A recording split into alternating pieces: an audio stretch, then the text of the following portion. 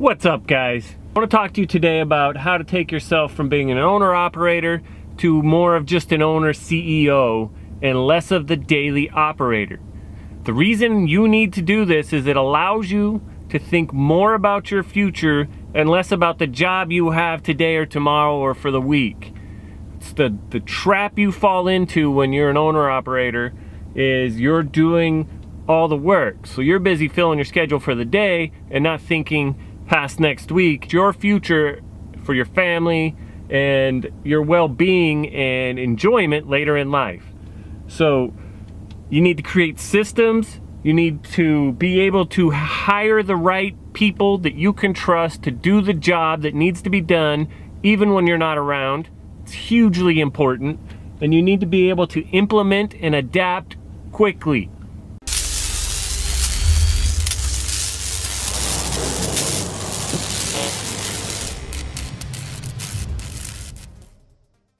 It's not easy. It's going to be your natural tendency to try and do it yourself because you're the best at it. That's why it's your job. That's why it's your business, is you're that good at it to where you're gonna want to stop letting other people try it and do it wrong. You're going to want to just take it over and do it. Trust me, I know. It was the biggest challenge I faced when I was doing this. You have to trust people, but that being said, when you hire people, you have to make sure you hire the right people and put them in the right position. If you put them in a role that they're just their abilities or their personality doesn't fit, then it doesn't matter if they're the best employee or not. They're not going to work and they just won't do the job to the level it needs to be done. You have to create systems. The way I did it, which I know will work for you too, is the first thing you do is just write down how you do something. All those steps that you don't think about, so when you explain it to someone you leave out, you have to literally write them down like it's a playbook. My business is a team, my systems are the playbook, and obviously the employees are the players. So if you put a punter in a quarterback, what happens? Not good results. If you don't hand them a playbook that tells everybody what to do, no one's going to do the right thing because none of them know what they're supposed to do. So the playbook's super important. The way I started was with this thing right here.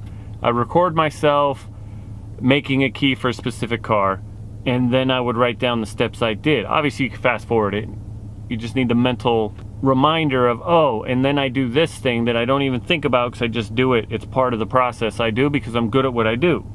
So you need to make your systems and set them out. And then the hard part is that you give that system to a person who doesn't know as much as you do about that, and you have them try to follow those steps and tell you where they get stuck. You are going to inevitably leave something out because that's just the way it is when you're that good at what you do.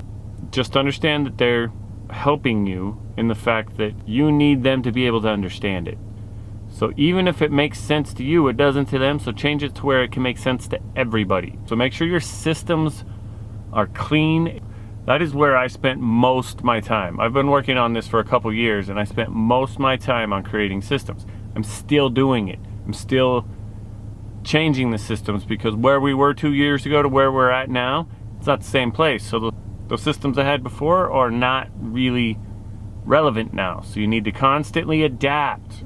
Your market's changing, technology's changing. Technology's changing so fast, especially in an industry like mine. You have to adapt constantly. If you don't adapt and change, your business is going to suffer and it's going to die. So you must adapt and you must implement quickly for the positive and the negative things. So don't plan, and then go to implement when it's too late because everything's changed. Like, have a rough idea, implement and adapt to it as it's going, because just like your systems, your plan's going to be wrong in certain instances and you can adapt to them quicker than spending all that time planning every little detail out and then having it go wrong and you wasted however much time.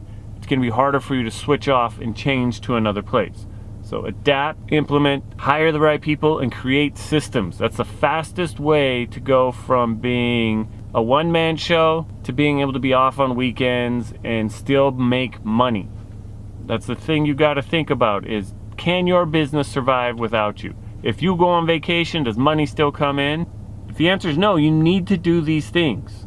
It will help it become a actual business and not a job. We all got into this to be business owners, not to own a job, because then all you do is have the responsibilities of a job and the responsibilities of an owner with neither of the benefits. It's not why you're here.